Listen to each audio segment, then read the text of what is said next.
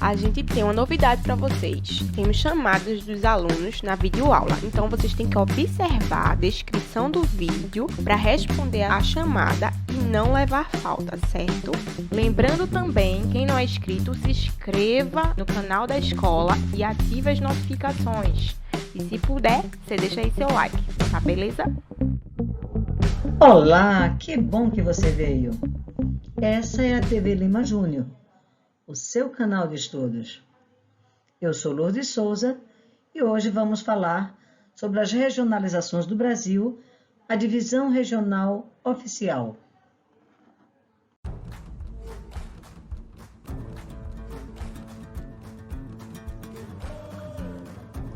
Esse é o território do Brasil atual, com cerca de 8.516.000 km², sendo o quinto maior país do mundo em extensão territorial. Ocupa cerca de 7,5% da superfície terrestre e 47,3% da superfície da América do Sul. O Brasil é uma república federativa organizada em 27 unidades federativas, sendo 26 estados federativos e um distrito federal, cuja capital é também a capital federal do nosso país desde 1960.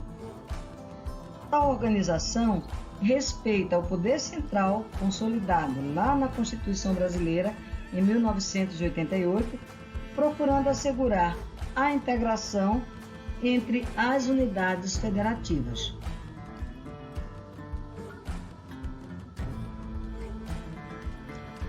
Regionalização. A regionalização surgiu como uma forma de facilitar o planejamento de cada espaço à integração nacional, ferramenta de planejamento essencial usada pelo governo. O surgimento das divisões regionais oficiais está ligado à ideia de planejamento que se consolidou no Brasil durante o período da Segunda Guerra Mundial. Mas o que é uma região? É a divisão de um espaço ou de um território em unidades de áreas que apresentam um certo número de características comuns que as individualizam.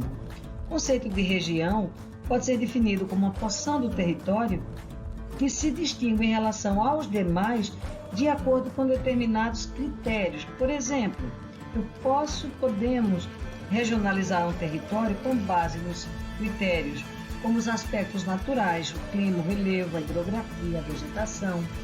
Mas podemos também regionalizar tendo por base os aspectos econômicos ou ainda áreas de interesse estratégico. É possível regionalizar o Brasil com base nas suas características morfoclimáticas, sociais, econômicas, culturais. Cada vez que eu agrupo a partir de um determinado critério, eu estou produzindo uma regionalização. A divisão regional de 1913 é a primeira divisão regional do século XX aqui no Brasil, mas ela não era uma divisão regional oficial. Era, na verdade, a divisão regional utilizada por professores nas escolas. Então, o critério utilizado para essa regionalização foram os elementos da natureza, como o clima, a vegetação e o relevo. Essa divisão regional dividiu o país em 5 grandes regiões, a saber, setentrional, aqui em cima, norte-oriental, central, oriental e meridional. Observe que, por exemplo, o estado de São Paulo, que hoje faz parte da região sudeste, nesta divisão regional 1913, faz parte da região meridional do Brasil. E também, observe aqui o caso da Bahia, a Bahia fazia parte da região oriental, ela não estava com os outros estados do que hoje é o Nordeste. As divisões regionais oficiais vieram ocorrer um pouco mais tarde, quando a gente tem a centralização do poder político na esfera federal, isso já pelos idos de 1930, e isso se intensifica com a política de industrialização criada por Getúlio Vargas, e para desenvolver essa política de industrialização era necessário integrar o país. Então, a necessidade do conhecimento do nosso território, das estatísticas, das informações do nosso povo, da nossa economia, da nossa produção, levaram à necessidade da criação de um órgão que pudesse oficializar, gerar estas informações com confiança. E aí nós temos, em 1938, a criação do IBGE, Instituto Brasileiro de Geografia e Estatística, que é o órgão responsável pela produção da divisão oficial do Brasil. Então, nossa regionalização oficial, ela é produzida pelo Instituto Brasileiro de Geografia e Estatística. A divisão regional de 1940 é a primeira divisão regional oficial do Brasil, criada já pelo novo Instituto Brasileiro de Geografia e Estatística, o IBGE. O IBGE passa a dividir o Brasil em 5 regiões geográficas. Nós temos aqui a região Norte, o Nordeste, temos aqui a Bahia, a região Este, junto com o Espírito Santo, a região Central, e temos agora a região Sul, onde continuamos com São Paulo, mas também agora com o Rio de Janeiro. Então, 5 grandes regiões, e estas regiões foram baseadas a partir do critério também da natureza, levando como principal fundamento as informações do clima, do relevo e da vegetação. Mas aí vem um problema. Cada estado membro deveria se encaixar dentro desse novo modelo regional. Acontece que a fronteira divisa entre um estado e outro não segue a divisão da natureza. Por exemplo, Pernambuco. Pernambuco, nós temos várias zonas fisiográficas. Nós estamos aqui na zona da mata, a gente vai um pouco a Limoeiro, já estamos na região do Agreste. Nós andamos mais um pouco e já estamos na região do Sertão. Então, se vai dividir o país a partir do critério do clima, do relevo, da vegetação, ou seja, dos elementos da natureza, Pernambuco teria que ser dividido em 3. Então, esse foi o grande problema dessa regionalização.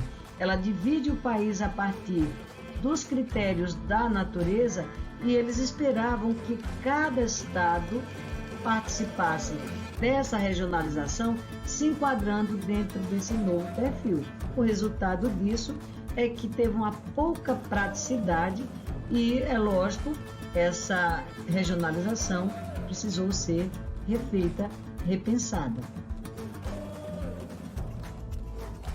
5 anos mais tarde, o IBGE faz uma reforma na regionalização brasileira. Então, a segunda regionalização oficial é a divisão regional de 1945, também baseada nos elementos da natureza, sobretudo no clima e na vegetação. Nós tivemos, então, nesta divisão, o surgimento de 7 regiões brasileiras. A primeira, a região Norte, depois a região Nordeste Ocidental, Nordeste Oriental, Leste do Norte, Leste Setentrional, embaixo o Leste Meridional, que em bom português é o Leste do Sul, a região Central e a região Sul. Essas 7 regiões estavam mais próximas dessa composição da natureza.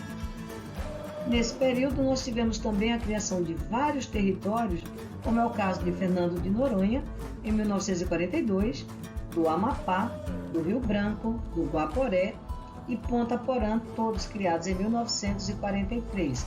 Então, daí a necessidade de uma nova reorganização. Então, aqui os territórios recém-criados e já configurados dentro da nova regionalização da República dos Estados Unidos do Brasil. Esse era o nosso nome oficial naquela ocasião. 25 anos mais tarde, o IBGE volta a reorganizar o espaço regional brasileiro. Então, a divisão regional de 1970, ela é baseada no conceito de regiões homogêneas, tentando combinar aí os aspectos da natureza e os aspectos econômicos. Mas, na prática, houve, na hora de organizar esse espaço geográfico, a predominância dos aspectos econômicos em detrimento dos aspectos da natureza. Não que um tenha que ser mais importante do que o outro, mas, na verdade, a gente vai ver isso na próxima aula, na semana que vem. Essa forma de planejar não vai atender a um pleno desenvolvimento da região, e a regionalização é criada exatamente para produzir o desenvolvimento. Então, não faz sentido criar uma estrutura organizacional que não vai ter a sua total eficácia e eficiência. Então, dentro desse modelo, dentro desse arranjo espacial regional, as regiões foram formadas por micro-regiões. Na verdade, foram agrupados os municípios a partir das semelhanças das suas características da natureza e da economia. Essas micro-regiões passaram a ser a base territorial brasileira para a produção de informação geográfica, cartográfica, de produção, de desenvolvimento, de planejamento.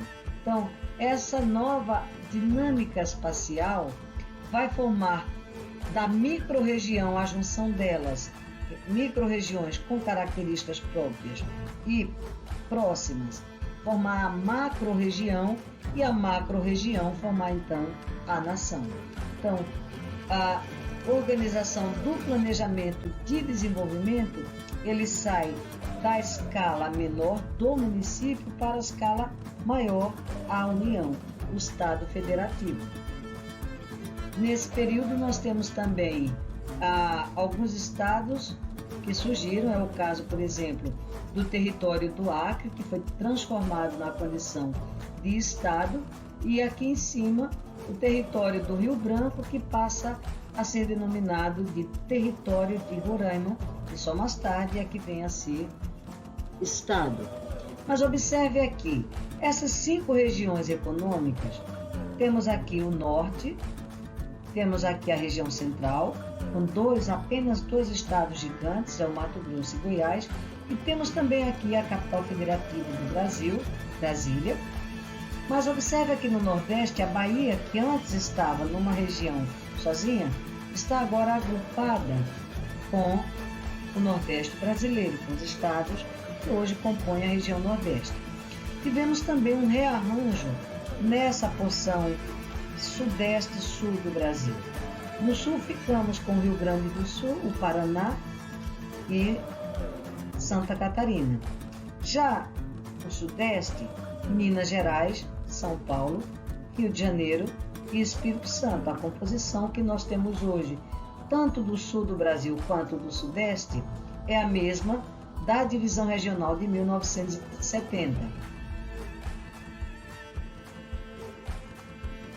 20 anos mais tarde, o IBGE traz uma nova divisão regional. E por que isso acontece? Na verdade, a divisão regional de 1990, ela é uma adaptação da divisão regional de 1970. E por que ela precisou ser mudada, se ela é só uma adaptação? Porque em 1988 nós tivemos a Constituição Brasileira e ela traz novos elementos para a estrutura política administrativa do nosso país. Daí porque a divisão regional teve que se adequar. Por isso, é meramente uma divisão regional adaptada. Como ela funciona? Ela está dividindo o Brasil em 5 grandes regiões. Temos a região Norte, Nordeste, Centro-Oeste, Sudeste e Sul. Se vocês observarem aqui no mapa, nós não mexemos mais nos estados. Essa divisão regional não mexe nos estados aqui do Nordeste, do Sudeste e do Sul do Brasil. Por quê? Porque nesse momento a economia brasileira cresce no sentido do interior, cresce para a região dos Goiás, cresce na direção da economia da Amazônia, da região amazônica como um todo. Então, neste caso, a gente tem todo um remodelamento do espaço geográfico dessa área do país. Então, no caso do Mato Grosso, dividido em 2 estados, Mato Grosso do Sul. Goiás também dividido. Temos aí o surgimento de Tocantins. Tocantins passa a ser um estado, não existia. Nesse mesmo período, nós temos também os territórios de Roraima e de Amapá, deixam de ser territórios, passam à condição de estados federativos. Então, o território de Fernando de Noronha, que era um território federal, ele é agregado ao território de Pernambuco. Ele deixa de ser um território federal para ser um território estadual, ou seja, uma área pertencente ao governo de Pernambuco e não mais à União, ao governo federal brasileiro. Então, as grandes mudanças estão porque a economia brasileira cresce para o interior. A divisão regional, ela tem essa finalidade de produzir desenvolvimento, é o planejamento para o desenvolvimento. Então, é necessário sim fazer uma nova divisão regional, porém ainda não é a ideal. Então, essa é a divisão regional que nós usamos na atualidade, mas ela está muito longe da realidade, daquilo que a gente precisa para entender melhor o território brasileiro. Mas isso é uma nova conversa que vai ficar para a próxima aula, quando eu vou trabalhar com vocês a divisão regional do Brasil, usada por nós geógrafos, e que é muito mais usada no dia a dia, porém, a que vale é a divisão regional do Brasil. Então estejam atentos no Enem, há sempre questões referentes à regionalização do país, quase todos os Enems têm questões desse ramo de conhecimento, e é necessário que vocês estejam atentos. Nós temos 2 classificações regionais no Brasil. Uma é oficial, é a do IBGE. A outra é a que vamos estudar na próxima semana. É a divisão usada por nós geógrafos, que dividimos o país em 3 grandes regiões. Temos 3 Brasis dentro de um país só, que é o Brasil. Mas disso falaremos na próxima aula. Até lá!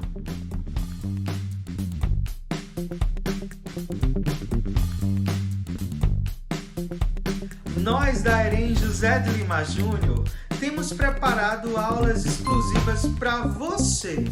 É super importante que você assista às aulas e faça as atividades.